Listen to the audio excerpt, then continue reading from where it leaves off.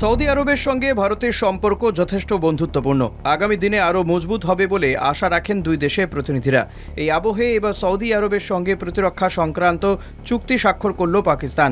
শুধু তাই নয়, এই চুক্তিতে আরও বেশ কয়েকটি দেশকে টানতে চাইছে শাহবাজ শরীফের দেশ। পাকিস্তানের প্রধানমন্ত্রী শাহবাজ শরীফ সে দেশের যুবরাজ মোহাম্মদ বিন সালমানের সঙ্গে দেখা করে গত বুধবার প্রতিরক্ষা চুক্তিতে স্বাক্ষর করেছেন। চুক্তির শর্ত এটাই, চুক্তিরত দেশ দুটি বিপদে পড়লে পরস্পরের পাশে দাঁড়াবে। কোনো একটি দেশ অন্য কোনো দেশের আগ্রাসনের শিকার হলে তা উভয় দেশের ওপরেই আঘাত হিসেবে বিবেচনা করা হবে। আন্তর্জাতিক বিশেষজ্ঞরা মনে করছেন এই চুক্তির ফলে নারী স্পন্দন বাড়তে পারে ভারতের। পাক সৌদির চুক্তিতে আরও দেশ যুক্ত হলে উদ্বেগ বাড়বে, বই কমবে না। সম্প্রতি পাক প্রতিরক্ষামন্ত্রী খোয়াজা আসিফ জানিয়েছেন, সৌদির সঙ্গে পাকিস্তানের চুক্তিতে এমন কোনো শর্ত ছিল না যাতে বলা হয়েছে অন্য কোনো দেশ এই চুক্তিতে যোগ দিতে পারবে না। সৌদি আরবের সঙ্গে কৌশলগত এবং পারস্পরিক প্রতিরক্ষা চুক্তিতে এমন কোনো কথা বলা নেই যেখানে বলা হয়েছে পাকিস্তান অনুরূপ চুক্তি অন্য দেশের সঙ্গে স্বাক্ষর করতে পারবে না।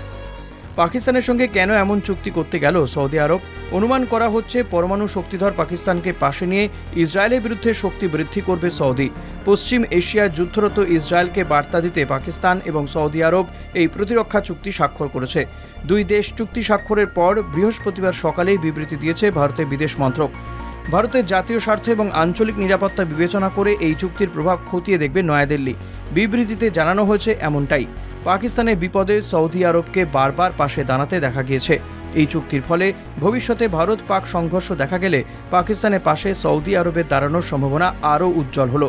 এদিকে চীন আগাগোড়া পাকিস্তানের সমর্থক।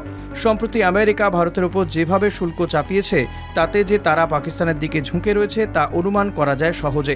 এমন পরিস্থিতিতে এখন ভারতের উপায় কৌশলগতভাবে রাশিয়ার সঙ্গে সম্পর্ক আরও সুদৃঢ় করা, পাশাপাশি সৌদি আরবের দিকে তাকিয়ে ইসরায়েলের সঙ্গে সম্পর্কের বন্ধন আরও জোরালো করা।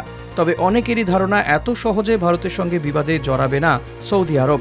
তারা ভারসাম্য বজায় রেখেই চলবে। কলকাতা টিভি।